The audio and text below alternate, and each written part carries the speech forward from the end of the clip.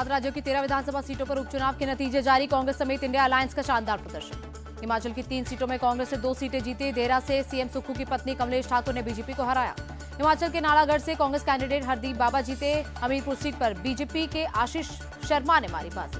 उत्तराखंड की दोनों सीटें कांग्रेस जीती। बद्रीनाथ से लखपत सिंह बुटोला ने 5224 वोटों से जीत दर्ज की।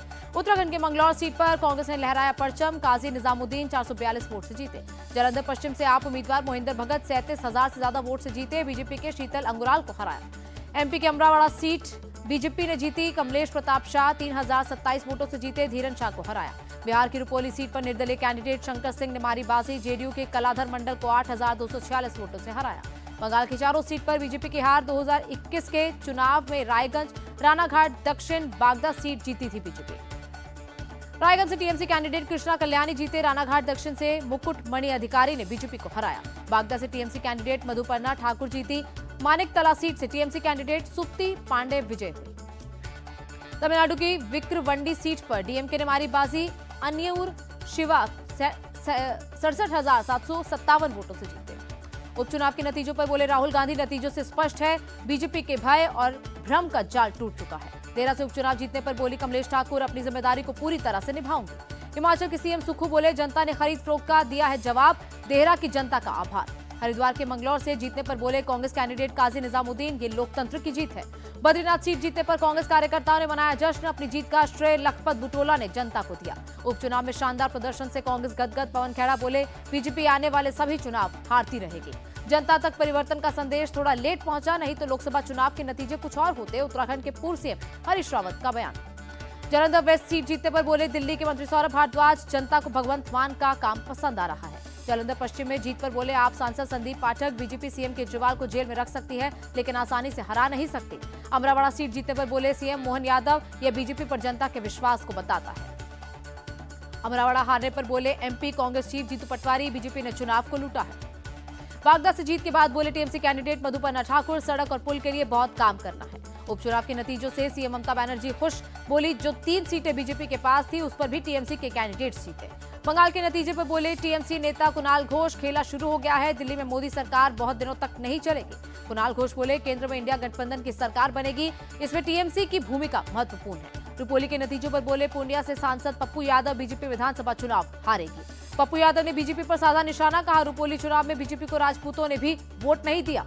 विक्रवंडी सीट से जीतने वाले डीएमके कैंडिडेट अन्यूर शिवा बोले जनता के लिए करूंगा काम।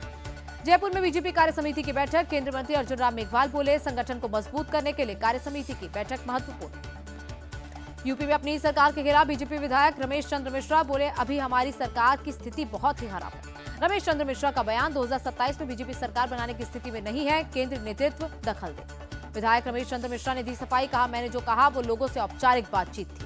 उड़ीसा के मोहन मांझी सरकार के 1 महीने पूरे। डिप्टी सीएम केवी सिंह देव बोले घोषणा पत्र के कई वादे पूरे किए, कई पर काम जारी। झारखंड के सीएम सोरेन ने दिल्ली में सोनिया गांधी से की मुलाकात, पत्नी कल्पना सोरेन भी रही मौजूद। सीएम केजरीवाल की पत्नी सुनीता से भी मिले हेमंत सोरेन और उनकी पत्नी संजय सिंह रहे मौजूद। सीएम हेमंत सोरेन ने जताई उम्मीद, कहा जल्द ही सीएम केजरीवाल को जमानत मिलेगी। मुंबई में सपा चीफ अखिलेश यादव ने पार्टी नेताओं के साथ बैठक की। विधानसभा और बीएमसी चुनाव पर की चर्चा। बैठक में बोले अखिलेश यादव, चुनाव में अगर एमवीए ने नजरअंदाज किया तो सपा अकेले लड़ेगी चुनाव। शिंदे गुट के शिवसेना नेता दीपक केसरकर का दावा, विधानसभा चुनाव में करीब 180 सीटें जीतेंगे। शरद गुट के एनसीपी नेता जितेंद्र आव्हाड का बयान, एमएलसी चुनाव में जिन विधायकों ने गद्दारी की उन्होंने शर्म आनी चाहिए। तेलंगाना में बीआरएस को लगा झटका, विधायक अरेकापुडी गांधी कांग्रेस में शामिल। मुंबई से पीएम मोदी ने देश को दी बड़ी सौगात, 29,400 करोड़ की कई परियोजनाओं का उद्घाटन या शिलान्यास किया। पीएम मोदी का दावा, पिछले 3-4 सालों में 8 करोड़ नई नौकरियां पैदा हुई हैं। हमारी सरकार की तीसरे टर्म का छोटे और बड़े निवेशकों ने गर्मजोशी के साथ स्वागत किया, पीएम मोदी का बयान। पीएम मोदी बोले एनडीए सरकार के विकास मॉडल में वंचितों को वरीयता दी जाती है। पीएम ने मुंबई में इंडियन न्यूज़पेपर्स सोसाइटी टावर्स का भी उद्घाटन किया, मीडिया की भूमिका पर चर्चा की। रक्षा मंत्री राजनाथ सिंह दिल्ली एम्स से डिस्चार्ज हुए, बैक पेन की शिकायत के बाद हुए थे भर्ती। नए क्रिमिनल लॉ पर बोले केंद्रीय मंत्री किरेन रिजिजू, हमारा मकसद न्याय देना है, पुराने कानून सजा देने के लिए थे। संविधान हत्या दिवस के ऐलान पर बोले संजय राउत, अब लोग इमरजेंसी को भूल गए हैं। जेडीयू नेता केसी त्यागी का बयान, इतिहास का काला दिन है इमरजेंसी, संविधान हत्या दिवस स्वागत योग्य फैसला। कांग्रेस महासचिव प्रियंका गांधी ने बीजेपी पर साधा निशाना, कहा लोकतंत्र की हत्या करने वाले संविधान हत्या दिवस मनाएंगे, इसमें आश्चर्य नहीं है। आप सांसद संजय सिंह का बयान, आरएसएस ने इमरजेंसी का समर्थन किया था, सरकार गिराना भी लोकतंत्र की हत्या है। नागपुर में छात्रों के लिए पुरस्कार वितरण समारोह, नितिन गडकरी बोले, अच्छी शिक्षा का मतलब है अच्छा इंसान बनना। नितिन गडकरी ने कहा, जहां स्कूल की बिल्डिंग है वहां टीचर नहीं, जहां टीचर है वहां बिल्डिंग नहीं, जहां दोनों है वहां विद्यार्थी नहीं, जहां पर तीनों है वहां पढ़ाई। गृह मंत्रालय ने जम्मू कश्मीर पुनर्गठन अधिनियम में संशोधन कर नोटिफिकेशन जारी किया, उपराज्यपाल के पास होगी अधिक शक्ति। जम्मू कश्मीर में प्रशासनिक सचिवों की नियुक्ति और ट्रांसफर पर उपराज्यपाल की सहमति होगी जरूरी। नए संशोधन पर बोले कांग्रेस चीफ खड़गे, बीजेपी का जम्मू कश्मीर के लोगों के साथ विश्वासघात जारी है। पीडीपी चीफ महबूबा मुफ्ती ने नए संशोधन की निंदा की, कहा सारी शक्ति एलजी को दे दी, चुनी हुई सरकार अधिकारियों पर एक्शन नहीं ले सकती है। जम्मू कश्मीर पुनर्गठन अधिनियम में संशोधन पर बोले एनसी नेता उमर अब्दुल्ला, हर चीज के लिए एलजी से भीख मांगनी पड़ेगी। अपनी पार्टी के नेता उस्मान मजीद का बयान, अधिनियम में संशोधन जम्मू कश्मीर के लोगों के लिए सजा है, ये मंजूर नहीं है। उस्मान मजीद की क्षेत्रीय पार्टियों से अपील, जम्मू कश्मीर पुनर्गठन अधिनियम में संशोधन के खिलाफ एकजुट हो जाए। पीडीपी नेता मोहम्मद इकबाल बोले, नए संशोधन से जम्मू कश्मीर की जनता की आवाज दबेगी, जनप्रतिनिधि से ज्यादा पावर एलजी के पास होगा। Jammu Kashmir JDU chief GM Shaheen ने नए संशोधन का स्वागत किया, कहा आने वाले दिनों में बड़े बदलाव होंगे। कारगिल विजय दिवस की 25वीं वर्षगांठ पर समारोह का आयोजन, सरसावा एयरफोर्स स्टेशन पर एयरफोर्स के जवानों ने दिखाए हैरत अंगेज करतब। आप सांसद संजय सिंह बोले, जेल में केजरीवाल का वजन 8.5 किलो गिरा, ये गंभीर बीमारी का संकेत। पीएम मोदी और बीजेपी सीएम केजरीवाल के खिलाफ षड्यंत्र रच रहे हैं, संजय सिंह का आरोप। दिल्ली बीजेपी चीफ वीरेंद्र सचदेवा का बयान, दिल्ली शराब घोटाले का मास्टरमाइंड है केजरीवाल। कर्नाटक कांग्रेस के नेता बी नागेंद्र को कोर्ट ने 18 जुलाई तक ईडी की हिरासत में भेजा, वाल्मीकि कॉर्पोरेशन घोटाले में हुए हैं अरेस्ट। मथुरा के पानी गांव संपर्क मार्ग पर चला अतिक्रमण हटाओ अभियान, अवैध तरीके से बने होटलों को ध्वस्त किया गया। हाईकोर्ट के आदेश पर दिल्ली में अवैध निर्माणों पर एक्शन शुरू, डीडीए ने मजनू का टीला इलाके में चलाया बुलडोजर। दिल्ली में 1100 पेड़ों को काटने का मामला, आप नेता दिलीप पांडे बोले, एलजी लोगों की सेहत से खिलवाड़ कर रहे हैं। दिल्ली गवर्नमेंट टीचर एसोसिएशन का प्रोग्राम, वीरेंद्र सचदेवा बोले, शिक्षकों की समस्याओं को समझने वाली सरकार दिल्ली में चाहिए।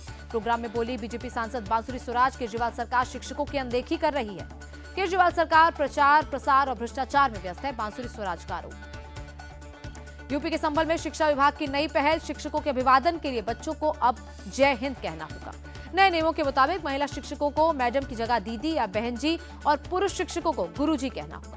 पटना के बोरिंग रोड में एक अपार्टमेंट में लगी भयंकर आग, किसी के हताहत होने की खबर नहीं। देहरादून में रेडियो एक्टिव पदार्थ लेकर घूम रहे 5 संदिग्ध अरेस्ट, जांच के लिए पदार्थ को भाभा परमाणु अनुसंधान केंद्र भेजा गया। एमपी के नरसिंहपुर टोल प्लाजा के कर्मचारियों की गुंडागर्दी, युवक को कमरे में ले जाकर बेरहमी से पीटा।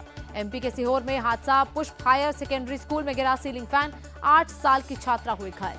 नागपुर स्टेशन से 6 महीने के बच्चे का अपहरण करने वाली महिला अरेस्ट, अमरावती के पुसाला से पकड़ी गई।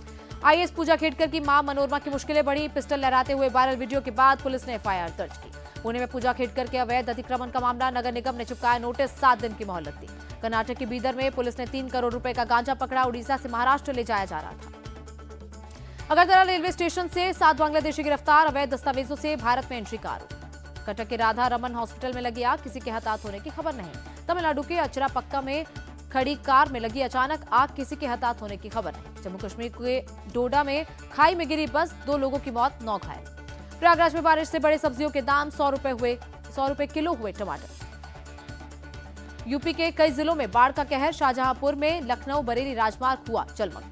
गोरखपुर के कई हिस्सों में बाढ़ से बुरी तरह प्रभावित, प्रशासन ने लोगों को बांटी राहत सामग्री। बिहार के रोहतास के तुतला भवानी धाम में अचानक आई बाढ़, जलकुंड में फंसे लोगों को वन विभाग की टीम ने निकाला। जोशीमठ में बद्रीनाथ हाईवे ट्रैफिक के लिए आंशिक रूप से खोला गया, लैंडस्लाइड के चलते ब्लॉक हुई थी रोड। मुंबई में भारी बारिश से अंधेरी सबवे में भरा पानी, लोगों को आवाजाही में हो रही दिक्कत। गुजरात के वलसाड में भारी बारिश, कई रिहायशी इलाकों और घरों में घुसा पानी। असम के मोरीगांव में बाढ़ से बुरा हाल, लोगों का जनजीवन बुरी तरह प्रभावित। परीक्षा के दौरान नाइजीरिया में स्कूल की बिल्डिंग गिरी, 22 छात्रों की मौत। चौथे T20 मुकाबले में भारत ने जिम्बाब्वे को 10 विकेट से हराया, सीरीज को 3-1 से अपने नाम लिया।